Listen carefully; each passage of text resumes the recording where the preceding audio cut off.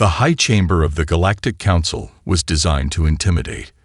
Its vaulted ceiling shimmered with false stars, drifting constellations projected above heads of state from every known sector. Each delegate sat on a platform shaped to echo their homeworld's style of authority. Stone, crystal, fire, ice. The Terran seat, long since vacated, remained dark and empty. And in the center of it all, alone and without armor, stood Captain Elira Voss. She didn't bow. She didn't speak. She didn't even glance up at the looming visage of Chancellor Hillian, whose multiple eyes tracked her with disapproval. Instead, she adjusted the cuff of her jacket, ran a hand through short, wild black hair, and smirked like she was standing in a pub, not a galactic tribunal. "She is not shackled," hissed a delegate from the Joketh swarm. "She was not violent," the droid magistrate replied. "Protocol permits." "She violated sealed space," another delegate snapped. "She crossed into the Arxis grave, a known void sector. No permit, no escort, no sanction." Elira yawned loudly. Helian's voice boomed. "Captain Voss, do you understand the magnitude of your actions?" "I do," she said. "I found something your satellites missed. That seems pretty monumental. You trespassed in sovereign space. No one lives there. No one has ever lived there. It's literally called the grave. You could have triggered ancient defenses, caused an interstellar incident. I triggered curiosity," she said, smiling wider now. "Sorry, I forgot that's a crime around here." The murmuring began to spread, shocked, insulted, intrigued. Voss's voice didn't rise, but it carried, each word carefully timed to undercut the council's pomp with human sarcasm. "Let the record show," said the Chancellor, "that the human, Elira Voss, is charged with unauthorized exploration, diplomatic provocation, and disregard of council-wide treaties." "Let the record also show," Elira said, raising one hand, "that none of you noticed the signal I picked up in the Arxis sector. None of you even tried. You've all been sitting in this room for 1,000 years, debating what color peace should be."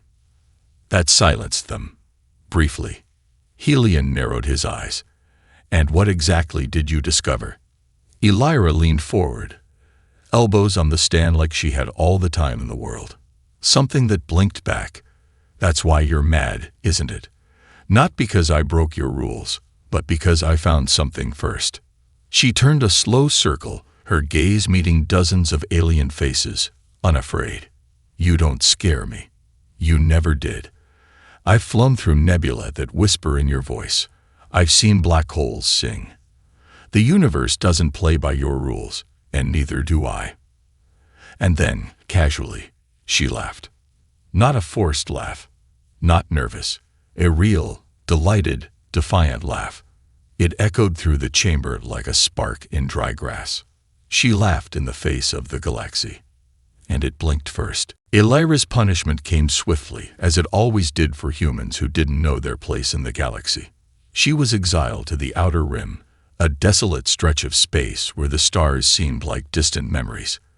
The Council's message was clear: disappear, or the consequences would be severe. But Elira didn't disappear. Instead, she embraced the isolation, not as a punishment, but as an opportunity. She wasn't a prisoner. She was a pioneer. The ship they gave her was called Kite's End, a rusting hulk with more history than hull. It had seen better days, back when it belonged to someone who still believed in the cause of galactic peace. Now it was little more than a husk of forgotten wars, patched together with spare parts and half-remembered repairs. Her crew wasn't much better. They were the forgotten ones too. The outcasts, the misfits, the ones with no home to return to. A few were former soldiers. Others were academics who had fallen out of favor with their governments. A few were criminals running from the law. And there was even an old engineer who swore he could fix anything, as long as it didn't involve damned diplomatic problems. Together, they were a motley bunch, but they shared a single, simple goal: survive. And if surviving meant going straight into the heart of the galaxy's most dangerous, unexplored territories, then so be it. It didn't take long for Illyra to get restless in the outer rim. The space here was silent, almost suffocating in its emptiness. No trade routes, no major civilizations, just endless stretches of darkness and fading stars. The kind of place where the universe felt unfinished. One morning, as Illyra stood on the observation deck of Kite's End, staring out into the vast unknown, something changed. A whisper, low and almost imperceptible, hummed through the ship's systems. Her pulse quickened. It wasn't a malfunction. It was something else. Something alive.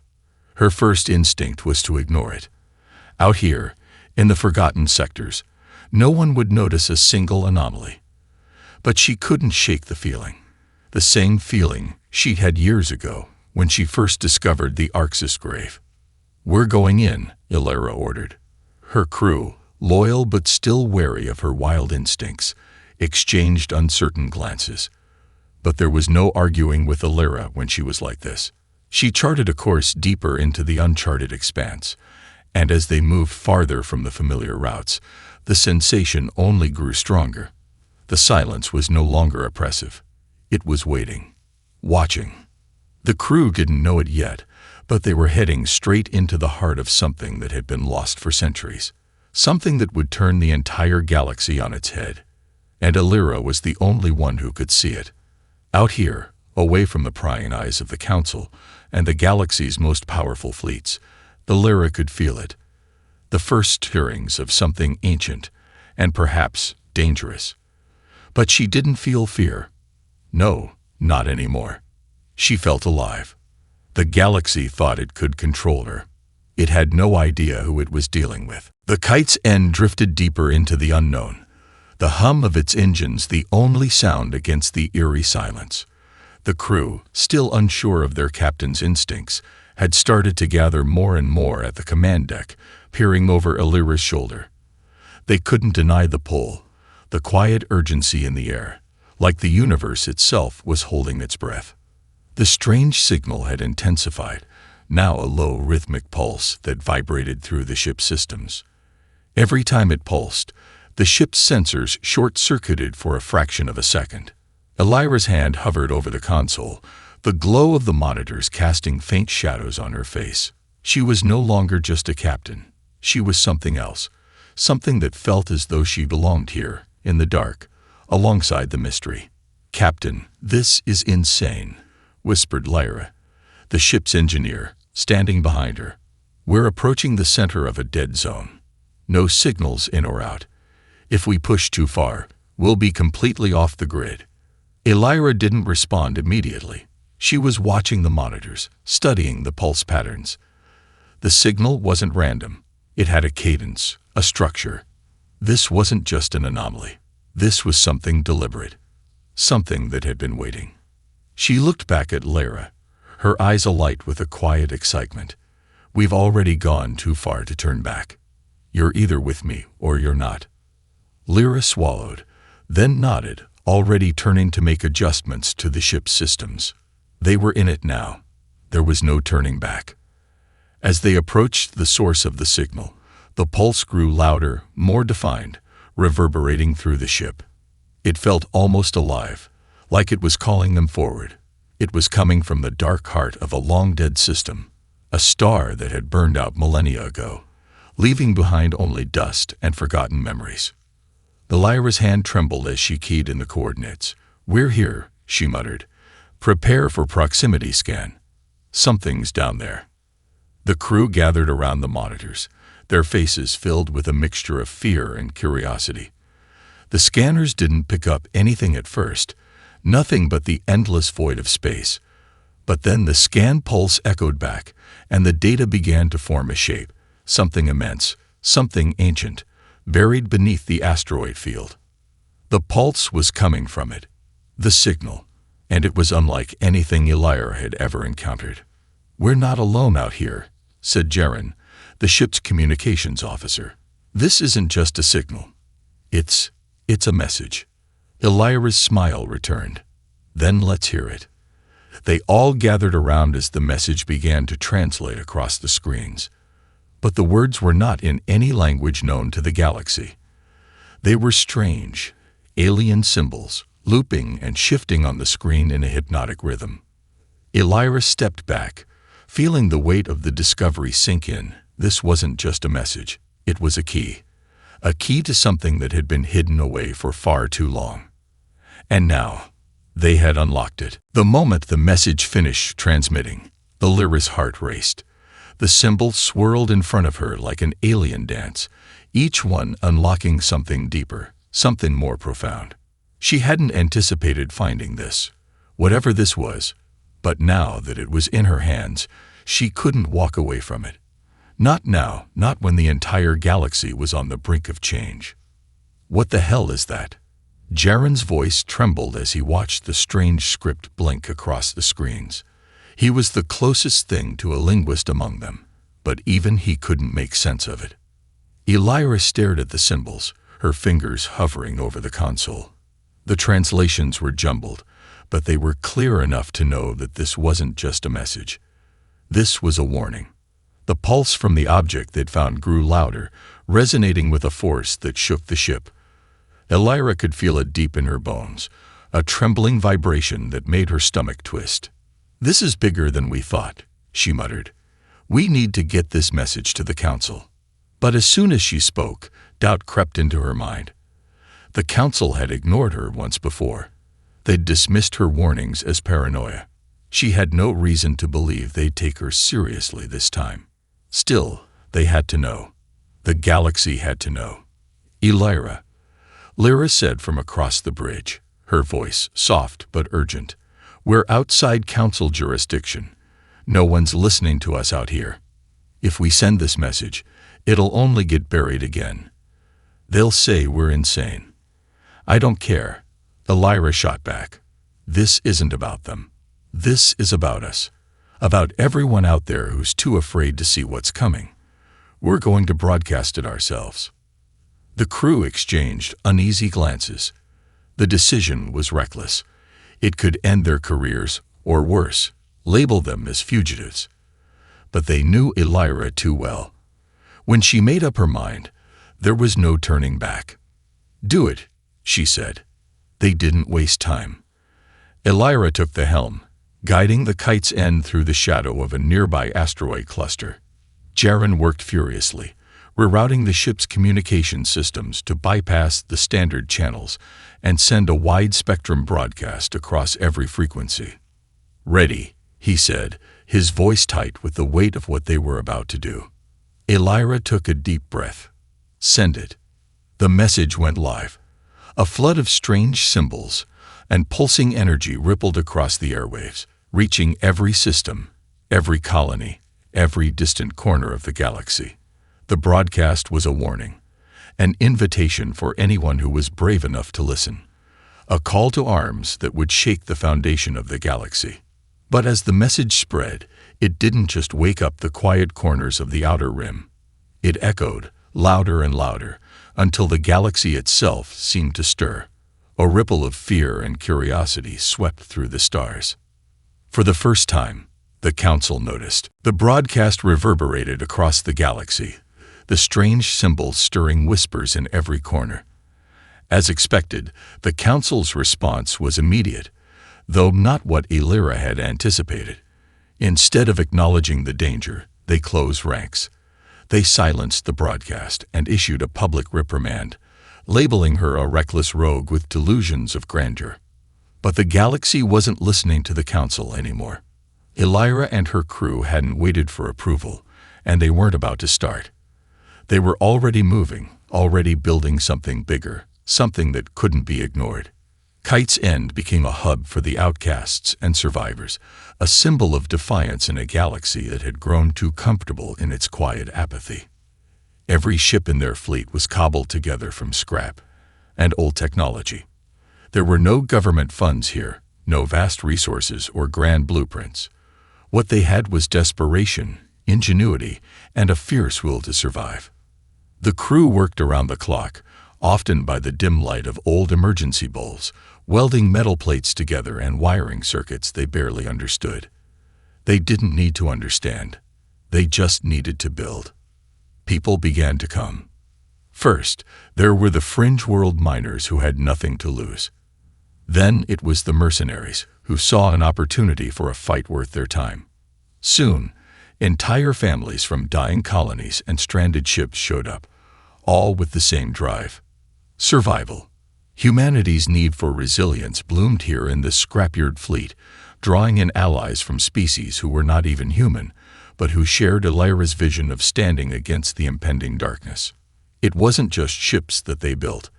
They constructed alliances, trust, and loyalty from the fractured remnants of the galaxy's forgotten worlds. The Kite's End wasn't just a ship anymore. It was a movement. Elira saw it all unfolding before her, and she reveled in it. As commander, she didn't lead with the traditional tactics of diplomacy or fear. No, she led by example, by defying the impossible, by laughing in the face of those who said it couldn't be done. She didn't need grand speeches or laws. All she needed was a simple truth. We are here because they've forgotten us, she told her crew one evening, leaning against the engine wall of the Kite's End. They'd let us sit out here, out of sight, out of mind. But now we're the ones with the answers, the ones with the fire. And I'm not going to stop until we've made them see what we can do. The crew cheered. They had never believed in anything more than their survival, but Elira made them believe in something greater. She made them see that they, the forgotten, the lost, the discarded, were the true hope for the future of the galaxy. The fleet was small, but it was growing. The galaxy had no idea what was coming. But Elira and her ragtag crew, they had a vision, and they were going to make sure the universe couldn't ignore them any longer. The first clash came quietly, almost imperceptibly, like the rumble before a storm. Elira's fleet had grown, but it was still fragile, not yet the force it would become. Even so, they were not prepared for the sudden devastation that struck the colony of HFY. The small mining colony had been a target for some time, a place where the remnants of a forgotten war still festered. The darkness that Elira had warned about, the very thing she had been chasing, was moving faster than anyone had anticipated. It wasn't just a signal. It was a harbinger of destruction. When Elira received the distress call from HFY, she didn't hesitate. She ordered the fleet to jump to the colony's coordinates. But as they approached, something was terribly wrong. The stars above them blinked out one by one. The planets dimmed. The very fabric of space itself seemed to warp and twist. Then, silence. "Captain, we've lost contact," Lyra reported from the communication station, her voice barely audible through the tension. "The colony's main station has gone offline, and, Captain, I think the Kite's End is the only ship still operational in the sector." Elira cursed under her breath. They were alone in the dark. "We're not going to sit around and wait for them to pick us off one by one," Elira said, gripping the edge of the command console. "We go in. All ships, follow me."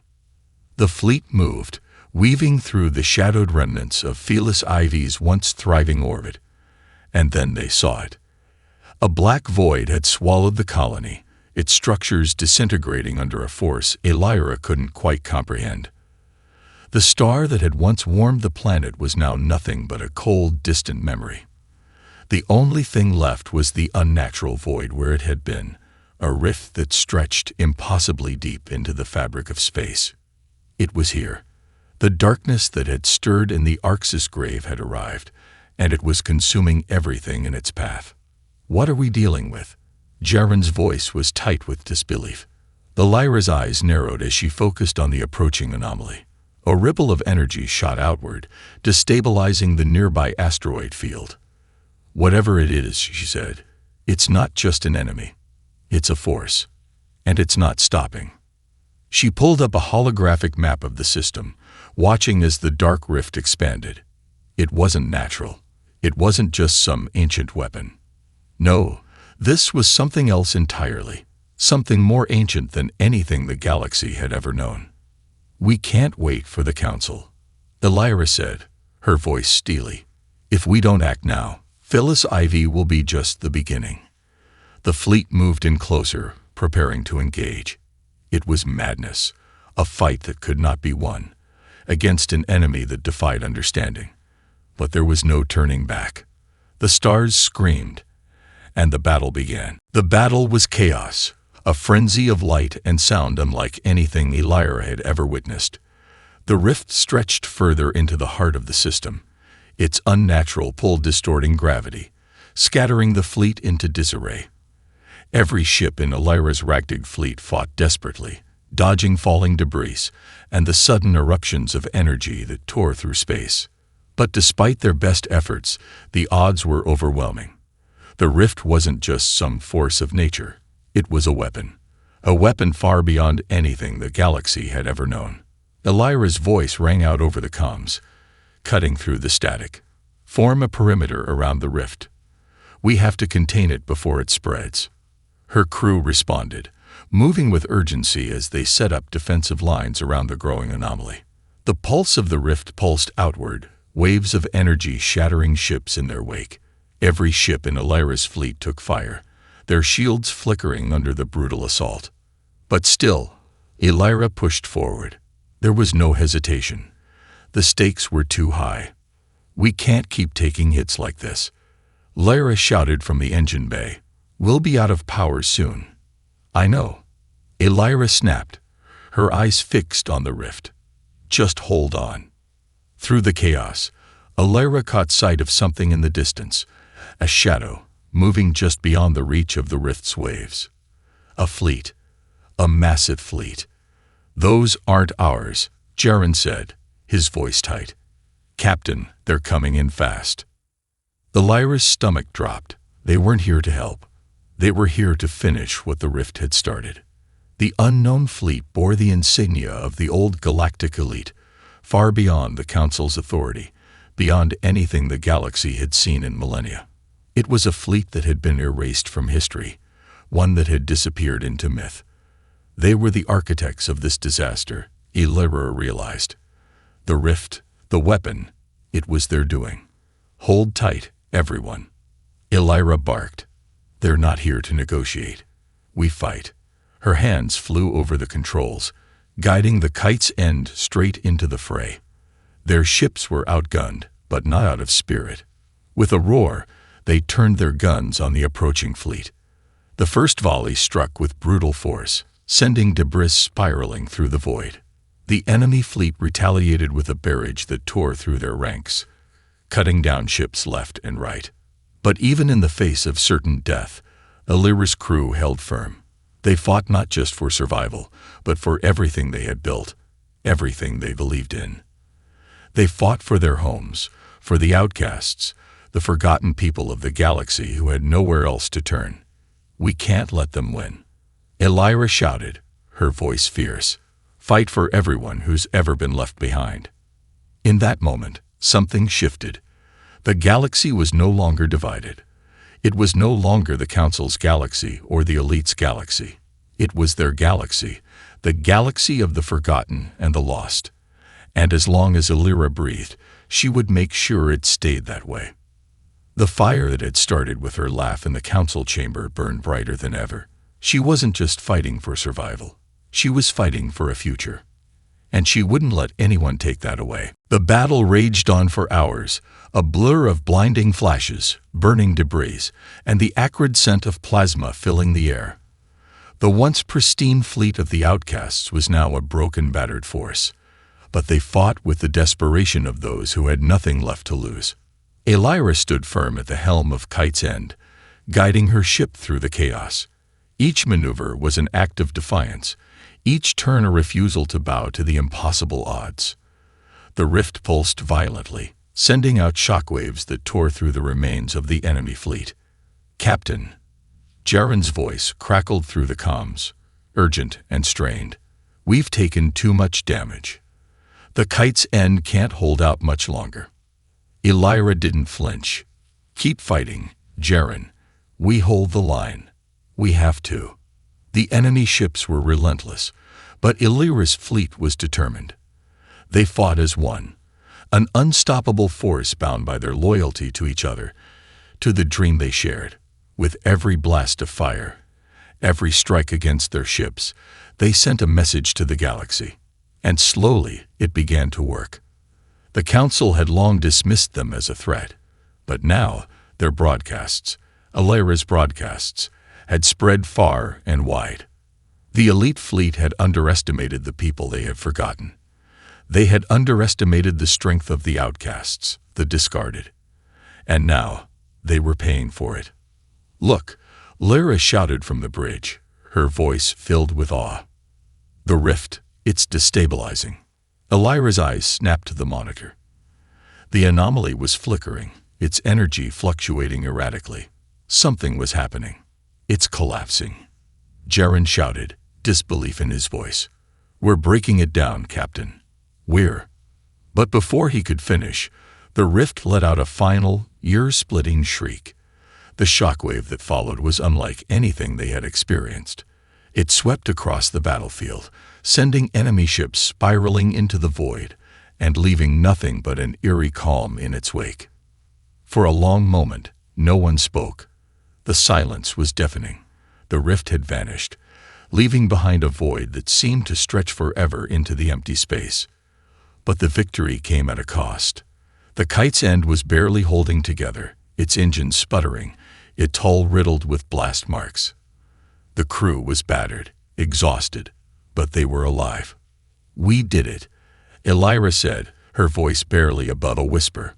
"We actually did it."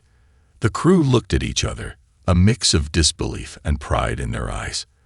They had fought against the impossible, and they had won. But Illyra knew this was only the beginning. The galaxy would never be the same again. They had ignited a fire that no one could extinguish. The forgotten had risen, and the galaxy was starting to listen. As she stood at the helm of her ship, looking out into the stars, Illyra knew they had made their mark. No longer would the galaxy be divided. No longer would the outcasts be ignored. They had fought back, and they would continue to fight for the future, for a new way forward. The stars above had blinked first, and now it was their turn.